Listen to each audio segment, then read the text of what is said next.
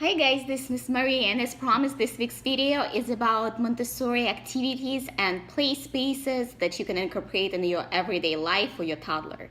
So I'm gonna start with a video of all of the little areas that I've created in our house. It starts with the little kitchen section, then goes into the floor bed and the reading corner for her in her room. So one of the Montessori principles that I followed, creating all those areas, is creating the space for the baby that is his size, where she feels that she can reach for anything. She doesn't need to ask for help, and it stimulates her being independent, because babies at this stage, they are independent already. So what we need to do is to make sure that we provide them appropriate environment to practice their independence and grow.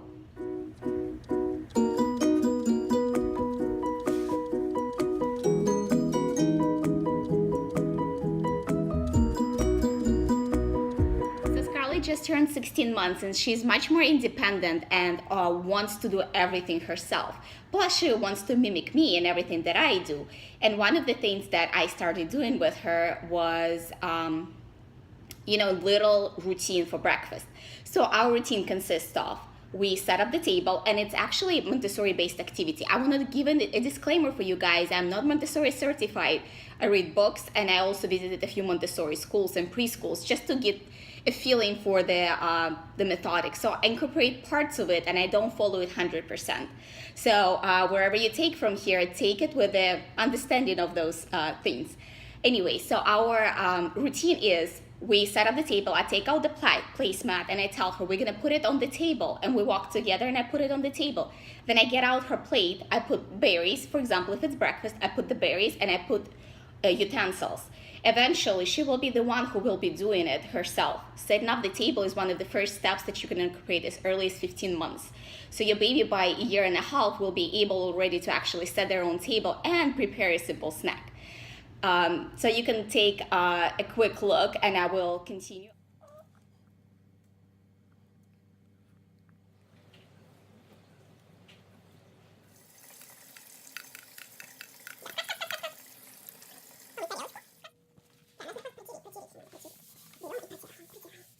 So after Scarlett finishes eating, I put her on a chair and at the sink, and we wash the dishes together. As you saw in the video, I give her little thing, and she scrubs, and I give positive reinforcements. Once we're done with that, we go to the table and I show her how to wipe the table. And it's super sweet and cute that she actually wipes her own table. It's a lot of fun.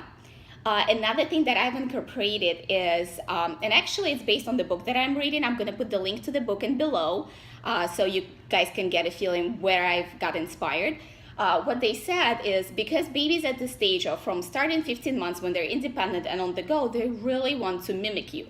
So you need to incorporate them in everyday activities that you do. So what it means, when we go grocery shopping, she has her own grocery cart, she pushes it, and she puts little groceries in there. You can see a little video, it's super cute, love it.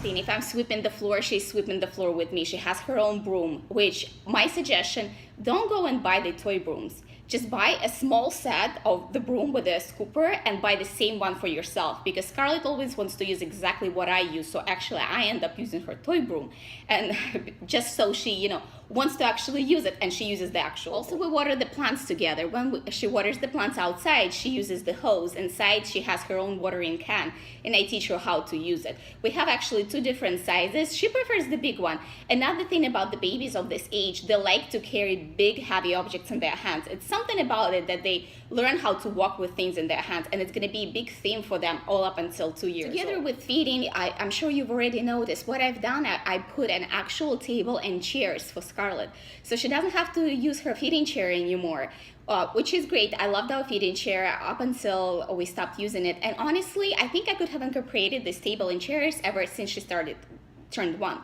And the thing about babies, and you will see once you put it in front of your baby, she really likes to sit in the chair of her size, at the table of her size. It's something about it when she feels like she's at home. And that's about a big thing about Montessori, making the babies feel that the furniture that surrounds them is their size. They're not living in this gigantic world and where they are fully dependent on others. So what we've done, I just ordered the table and chairs of Amazon. I bought cheaper set just because I didn't want to sew down the legs of more expensive furniture. So just the cheapest set, sew down the legs, measured it to her exact height because it's very hard to give you direction. Just put your baby, make sure that their feet touch the floor, and sew down the chair, and then measure the chair to the table and sew down the legs of the table as well. Another thing that we've done was a floor bed. And the reason why I was a little concerned about doing the floor bed because it seemed like an odd idea for me at first. But I gave up on crib. We've been co-sleeping with Scarlett, and I'm gonna do a separate video on positive sides of co-sleeping and negative sides of co-sleeping. And one of the negatives is at 16 months she's still co-sleeping with us. But I incorporated the floor bed about 3 weeks ago, and I've seen the biggest progress I've ever seen before. I couldn't do a cried out method, so if you can muscle through the cried out method, maybe you don't need a floor bed. I just couldn't. So what we've done during the naps, I lay her on her floor bed, and I made it nice and cute, so you don't really have to, sometimes when you Google Montessori floor beds, some not very attractive things come up. You can make it as cute as you want. It's up to you. So what's great, I lay down next to her, pat her back, and then I just roll off and quietly exit the room. I don't have to worry about her waking up and falling off our bed, or waking up and standing in the crib and trying to climb over the rails. What happens is when she's done napping, she wakes up, she stands up off her bed, and she comes over and opens her door and comes out. And it's actually really nice because another thing that it teaches her is that she has her own time and space.